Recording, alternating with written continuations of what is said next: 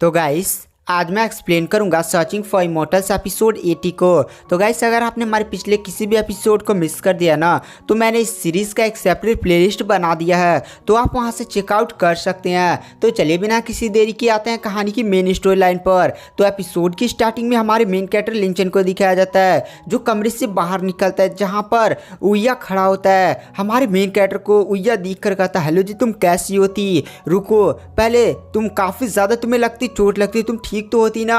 वहां पर लिंचन बोलता हाँ मैं ठीक हूँ, बट ये लड़की कौन है जिसने मेरी जान बचाई, क्या आप इसको जानते हैं? वहां पर जो उइया होता है वह कहता है हाँ तुम ऐसा बोल सकती हो कि मैं इसे जानती हूँ।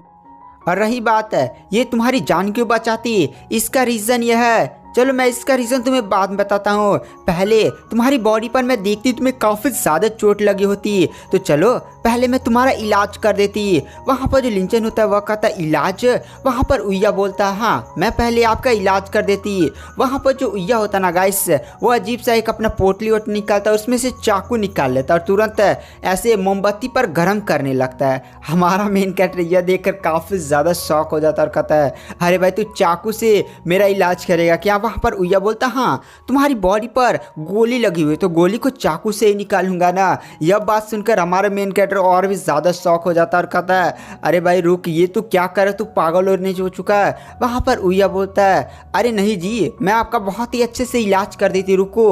वहाँ पर जो हमारा मेन कैरेक्टर लिंचन होता है वह कहता है एक मिनट उइया भाई, दरअसल मुझे बहुत ही ज़्यादा कुछ इंपॉर्टेंट काम है। मैं जब चैंगडाओ मार्शल एकेडमी गया था तो वहाँ पर मैंने देखा मास्टर चैंगडाओ और जितने भी वहाँ के लोग थे वो सारे जान से मारे जा चुके हैं, तो पहले मुझे जाकर ये पुलिस को इन्फॉर्म करना होगा।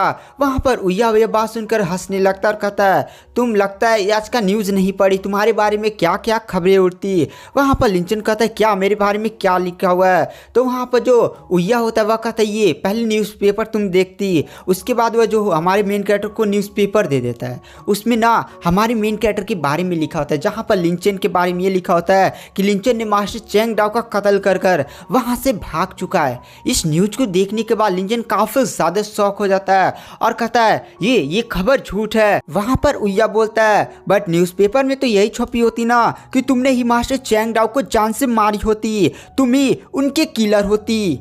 मैंने मास्टर चैंगडाओ को नहीं मारा, जब मैं वहां पहुंचा तो पहले से ही वहां पर उस मिस्टीरियस लड़की ने सभी को जान से मार दिया था। चैंगडाओ मार्शल एकेडमी में उस टाइम जितने लोग प्रेजेंट थे सभी को जान से मार दिया था, मुझे जाना होगा। और वह तुरंत कमरे से बाहर जाने लगता है तो वहां पर उइया रोक लेता और कहता तुम कहाँ जाती? तो वहां पर लिंचन बोलता अरे मैं जाकर पहले पुलिस को इसके बारे में बताऊंगा कि मैंने कत्ल नहीं किया। तो वह उइया बोलता है क्या तुम्हारे पास कोई सबूत होती कि तुमने कत्ल नहीं किया है, और क्या तुम जानती कि आखिर कत्ल किसने करवाया है? वहां पर लिंचन बोलता हाँ मैं जानता हूँ, उसको एक मिस्टीरियस लड़की ने मारा है और उसी मिस्टीरियस लड़की ने मुझे किडनैप करवाया था। आपको विश्वास नहीं है तो आप इस मोहतरमा से पूछ सकते हैं। वहां पर उइया बोलता है मुझे तुम पर पूरा विश्वास होती बट पुलिस और बाकी लोगों को विश्वास नहीं होती, वो लोग तुम्हारे खिलाफ कई सारे नकली सबूत बनाते जिससे तुम्हें किलर साबित कर देती। और तुम्हें क्या लगता है कि तुम्हारे पीछे कोई नॉर्मल बंदे पड़ी होती, वो लोग काफी ज्यादा खतरनाक होती। अगर तुम इस टाइम पुलिस के पास चली जाती तो पुलिस तुम्हें गिरफ्तार कर लेते, उसके बाद उन बिजनेसमैन को सौंप देती जो इसके पीछे होती, तो तुम्हारे लिए काफ़ी ज़्यादा बड़े खतरे होती। तुम पहले मेरे साथ चलती, मैं तुम्हारा इलाज कर देती, तुम्हारे ऊपर गोलियां चली हैं और तुम्हारे ऊपर बहुत सारी चोट भी आए हैं, तो मुझे पहले तुम्हारा इलाज कर लेने देती। तो आओ मेरे कमरे में चलती, वहाँ पर सीक्रेटली मैं इलाज करती। वहाँ पर लिंचन बोलता है क्या आप मेरा सच में इलाज करती ना और कुछ नहीं ना मारती? वहाँ पर उइया बोलता है अरे बालक तू मेरे को गलत समझती, आई एम सर्टिफाइड डॉक्टर, भाई झोला छाप, तो चलो मैं तुम्हारा इलाज कर देती। उसके बाद वो सीधे जो हमारा मेन कैरेक्टर लिंचन होता है उसको लिटाकर अपनी अजीब सी टेक्निक का यूज़ करने लगता है। वह कुछ अजीब सी एंशिएंट टेक्निक का यूज़ करता है गाइस, नहीं पहले सुई से इलाज किया जाता है, उसी एंशिएंट टेक्निक का यूज़ करता है और फिर अपनी चाकू से सीधे उसके पास शरीर में जो भी गोलियाँ लगी हुई थे निकाल देता है। उसके बाद जो उइया होता है वह अपनी मिस्टीरियस पावर्स का यूज़ करता है और सीधे ही हमारे लिंचन के सारे घाव को बहुत आसानी से ठीक कर देता है। लिंचन ये देखकर काफी ज्यादा शौक हो जाता है और कहता है वाह वाह ये तो बहुत ही ज़्यादा अमेजिंग था। आखिर ये चीज़ क्या थी और मेरी बॉडी पर एक भी चोट नहीं है। फिर वहाँ पर जो लिंचन होता है वह उइया को इसके लिए धन्यवाद बोलता है, उस लड़की को भी उसकी जान बचाने के लिए धन्यवाद बोलता है। फिर वहाँ पर जो हमारा मेन कैरेक्टर होता है उस लड़की के पास जाता है और उसका नाम पूछता है। तो वहाँ पर वो जो लड़की होती है वह बताती है मेरा नाम मिस लू है। तो हमारा मेन कैरेक्टर पूछता है लेकिन आपने मेरी जान क्यों बचाई? तो वहाँ पर मिस लू बोलती है क्योंकि आप मेरे फियांसे हैं, मतलब गाइस आपसे मेरी सगाई हो चुकी है। यह बात सुनकर लिंचन काफ़ी ज़्यादा शौक हो जाता है और कहता है क्या आपका मेरे साथ सगाई हो चुका है? बट ये कब हुआ? मुझे बचपन से याद है मेरी किसी के साथ सगाई नहीं हुई थी और आखिर आप मेरी फियांसे कैसे बन गई? वहाँ पर उइया आता और कहता है हाँ ये बंदी आपकी सच में फियांसे होती। वहाँ पर लिंचन बोलते है क्या? मेरे को कुछ भी समझ में नहीं आया। तो वहाँ पर जो उइया होता है वह कहता है रुको मैं तुम्हें सारी बातें बहुत ही ज़्यादा डिटेल में समझाती आओ बैठो। दरअसल ये बंदी होती मिस लू और मैं और मिस लू एक हिडन सेक्ट से बिलोंग करती। हिडन सेक्ट इस दुनिया के बहुत ही ज़्यादा पावरफुल ग्रुप्स हैं जो हमेशा इस दुनिया के मामले इंटरफेयर नहीं करते हैं और उनकी पावर्स काफ़ी ज़्यादा भयानक होती। वो लोग कल्टिवेशन करती, पावर्स का यूज़ करती। वहाँ पर लिंचन सोचता है अच्छा यही बात तो थी जब उस गोलियां जहाँ मेरे ऊपर चलाई जा रही थी मिस लू इतनी आसानी से मुझे बचा कर लेकर चली है, उन्होंने कौन से अजीब से टेक्निक का यूज़ किया था। वहाँ पर उइया बताता है दरअसल ये हिडन सेक्ट बाहरी दुनिया के खतरे से इस पूरे वर्ल्ड को बचाते हैं और इन्हीं सेक्ट की वजह से हमारा आज यह पूरा ग्रह सुरक्षित होती।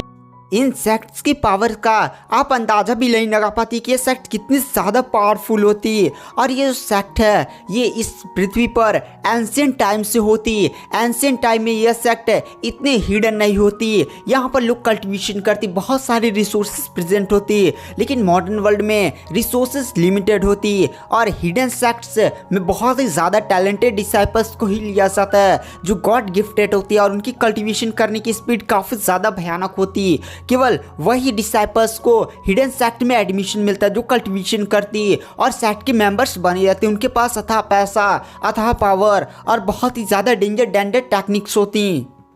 और मैं और मिस लू जिस सेक्ट से आती उस सेक्ट का नाम जुआनियन सेक्ट होती और जुआनियन सेक्ट बहुत ही टाइम से पहले होती। और जुआनियन सेक्ट की ये जो मिस लू है वो होली मैडन होती। और हमारे जुआनियन सेक्ट में एक नियम है कि तुमने जो मुझे पेंडेंट नहीं बेचा था अगर वह पेंडेंट कोई भी हमारे सेक्ट में वापस लाता है तो जो हमारी होली मैडन है उनको उनके साथ शादी करनी होती। हमारा मेन कैरेक्टर बोलता अच्छा ये बात है क्या? तभी मिस लू मुझसे शादी करने को बोल रही थी, मतलब वह उस सेक्ट के नियमों द्वारा बंधी गई है। वहाँ पर उइया बताता हाँ मिस लू की पहले भी शादी हो जाती बट तुम चिंता मत करती, मिस लू एकदम प्योर होती। रीज़न ये होती मिस लू हमारी सेट की होली मैडन होती और होली मैडन को किसी के साथ शारीरिक संबंध नहीं बनाने होते जब तक वह एक सर्टेन लेवल को अचीव नहीं कर लेती। और पिछले उनके पति किसी वजह से मारे गए थे, वो रीज़न मैं तुम्हें नहीं बता सकती। तो वहाँ पर हमारा मेन कैरेक्टर लिंचन पूछता अच्छा तुम मेरे को एक बात बताओ, मैं तो समझो एक जवान अच्छा खासा लड़का था तो मिस लू का मुझसे शादी करना बनता था बट अगर वो पेंडेंट किसी 80 साल के बूढ़े ने 90 साल के बूढ़े ने तुम्हारे सेट में सौंपा होता तो क्या मिस लू को शादी करनी पड़ती? उइया बोलता हाँ नियम तो नियम होती, हमारे सेट का नियम होती कि अगर यह पेंडेंट कोई लड़की हमारे सेट में सौंपती तो हमारी होली मैडन की सिस्टर बन जाती, कोई लड़का सौंपता तो उसके होली मैडन को शादी करनी पड़ती।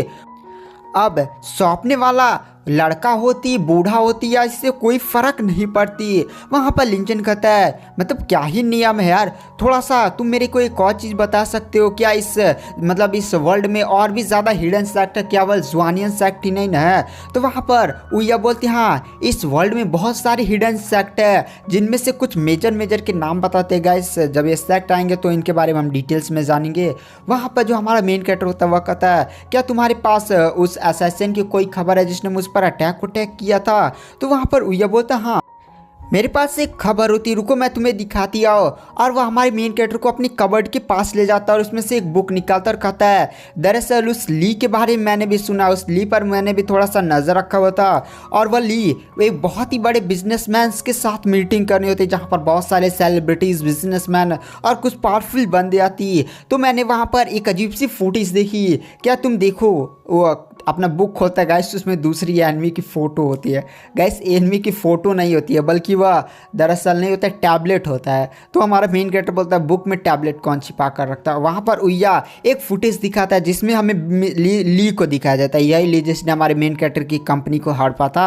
साइड में उसकी सेक्रेटरी होती है, लड़की सेक्रेटरी। हमारा मेन कैरेक्टर जैसे से देखता है और कहता है 1 मिनट, ये तो वही बंदी है जिसने मुझ पर अटैक किया था, ये तो वही असैसिन है। वहाँ पर उइया बोलती है हाँ, और ये सारे लोग अजीब से किसी प्रोजेक्ट पर काम करती है, हमारे रिसर्च में यही पता चलती है। वहाँ पर जो हमारा मेन कैरेक्टर होता है कहता है मुझे इस ली से थोड़ा सा इन्वेस्टिगेट करना पड़ेगा, चाहे मुझे इसे किडनैप ही क्यों ना करना पड़े। और गाइस आज की वीडियो की एक्सप्लेनेशन को यहीं पर एंड कर दे हैं। इसका नेक्स्ट एपिसोड मैं जल्दी अपने चैनल पर डाल दूंगा। तो वीडियो पसंद आए तो चैनल को लाइक सब्सक्राइब जरूर करें। Thank you, bye bye.